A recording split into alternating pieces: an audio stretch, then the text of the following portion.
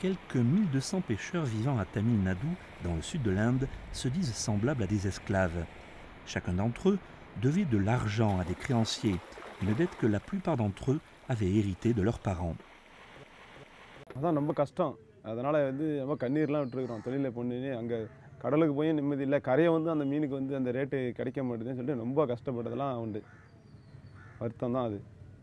Bharati indique que les prêteurs se sont alliés aux marchands locaux pour fixer le prix du poisson bien en dessous de leur valeur marchande réelle. Il lui est impossible de vendre ses récoltes avec quiconque d'autre ou de rembourser son prêt après une prise exceptionnelle, tout pour le maintenir endetté.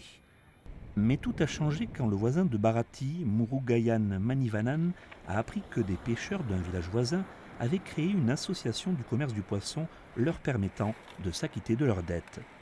Il s'est rendu sur place pour voir comment cela fonctionnait et à son retour a convaincu Bharati et 90 autres pêcheurs de le rejoindre.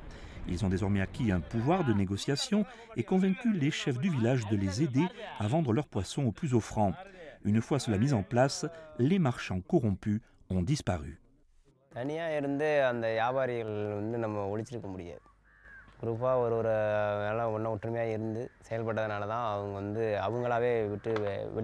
L'étape suivante était de s'acquitter de toutes les dettes auprès des créanciers. Pour ce faire, ils ont été soutenus par un projet local initialement prévu pour aider les pêcheurs à se remettre du tsunami. Soutenu par le Fonds international de développement de l'agriculture de l'ONU, le projet a permis d'effectuer des versements uniques pour effacer les dettes des pêcheurs. Mais les pêcheurs doivent rendre l'argent aux sociétés. Alors chaque jour, des commissaires-priseurs sont chargés de vendre le poisson au plus offrant. Aujourd'hui, Bharati a réalisé une prise importante et il est satisfait du prix fixé par l'enchère. தொழில முன்னையோட அடிமை வாழ்க்கையிலேருந்து மீன் பண்றதுனால ரொம்ப சந்தோஷமா இருக்கு, ரொம்ப ஹாப்பியா இருக்கு, ரொம்ப இதா இருக்கு, சந்தோஷமா இருக்கு.